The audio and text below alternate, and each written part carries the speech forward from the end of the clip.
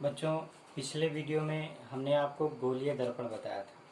हमसे चूक क्या हो गई थी कि हमने शूट सब कुछ किया था, लेकिन मोबाइल में कुछ कमी की वजह से पूरा वीडियो आप तक नहीं पहुंचा पाए। आज हम आपको इस वीडियो के जरिए चर्चा करेंगे गोलीय दर्पण से संबंधित कुछ परिभाषाएं। ये परिभाषाएं अक्सर बच्चों टिप्पणी के रूप में आती हैं, या फिर हम जब भी दर्पण के बारे में कुछ बातें जानते हैं या कहीं चर्चा करते हैं तो इन छोटी छोटी परिभाषाओं की अत्यंत आवश्यकता पड़ती है। ध्यान दीजिएगा।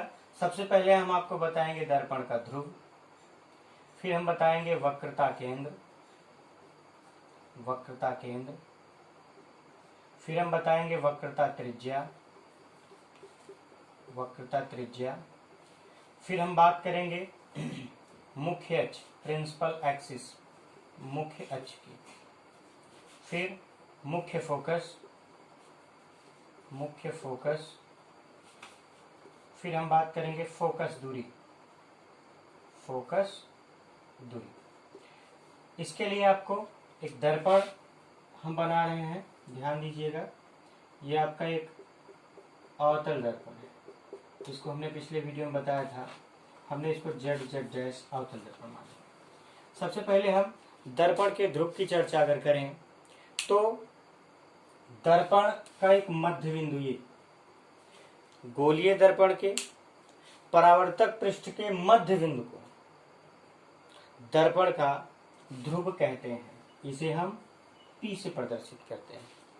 अब बच्चों, दूसरा है आपका वक्रता केंद्र। तो ये जो गोलीय दर्पण है, हमने पिछले वीडियो में बताया था कि ये किसी कांच के खोखले गोले का काटा गया भाग होता है, जिसके एक सतह पर हम कलई कर देते हैं या एक सतह को हम परावर्तक पृष्ठ बनाते हैं, और हम इसी बेस को लेकर के, इसी आधार को लेकर के ये परिभाषाएं आपको समझाने का प्रयत्न कर रहे हैं। ध्यान दीजिएगा। वक्रता केंद्र, गोलीय दर्पण जिस खोखले गोले का भाग होता है उसके केंद्र को गोलीय दर्पण का वक्रता केंद्र कहते हैं। इसे C से प्रदर्शित करते हैं। अगला है आपका वक्रता त्रिज्या। वक्रता त्रिज्या क्या है? वही पुराने सिस्टम से, गोलीय दर्पण जिस खोखले गोले का भाग होता है उसकी त्रिज्या को गोलीय दर्पण की वक्रता त्रिज्या कहते हैं। इसे कैपिटल R से प्रदर्शित करते हैं। ध्यान दीजिएगा, हम ये दोनों इसमें दर्शाने का प्रयत्न कर रहे हैं। ये जो बिंदु आप देख रहे हैं, हम इसको वक्रता केंद्र मान ले रहे हैं, और यहां से यहां तक का जो भी डिस्टेंस है ये वक्रता त्रिज्या।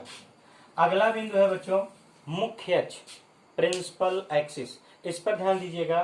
दर्पण के ध्रुव और वक्रता केंद्र को मिलाने वाली रेखा या मिलाने वाली सरल रेखा मुख्य अक्ष कहलाती है।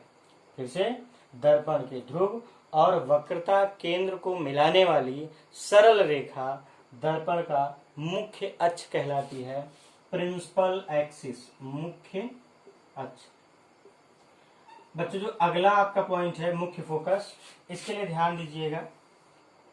हम एक दर्पण और बना रहे हैं। ये इसका प्रिंसिपल एक्सिस है, ये इसका सेंटर है, ये इसका पोल है। अब ध्यान दीजिएगा, मुख्य अक्ष के समांतर चलने वाली ये जो प्रकाश की किरणें हैं, ध्यान दीजिएगा, प्रकाश की किरणें परावर्तन के पश्चात जिस बिंदु से परावर्तन के पश्चात या परावर्तित होकर जिस बिंदु से वापस आती हैं या आती हुई प्रतीत होती हैं उसे हम मुख्य फोकस कहते हैं। इसे हम F से प्रदर्शित करते हैं। ये किस नियम के तहत ऐसा हुआ है, हम आगे दर्पण के नियम बताएंगे, उसमें आपको समझ में आ जाएगा। और प्रतीत होना जो है वो उत्तल दर्पण में है।